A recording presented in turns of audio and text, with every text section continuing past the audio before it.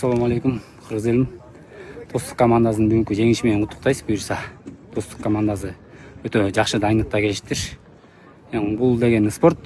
Кудай буюрса, 3 тайм тең болуп, дополнительный оюнда гол салып кетишти, алтын голду.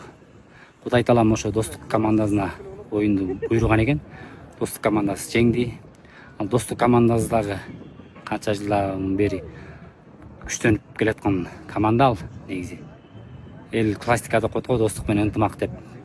Кудай буюрса ошо Достуктун көрмандарына жеңиш менен куттуктайбыз. Ынтымак командасынын көрмандарын Кудай буюрса кийинки оюнда сүйүнткөнгө аракет кылабыз. Колдон келишинче аракет кылдык биз буюрса. Болбоду Кудай таалам Достук командасына койду жеңишти. Кудай буюрса кийинкиде бул деген спорт утулууду болуш керек, утуш керек. Бул командада бир оюнда бул бир эле команда чемпион болот да. Ошо утулганды да билиш керек, утканды да билиш керек дегендей. Ар дайым ошого дайым болуш керек.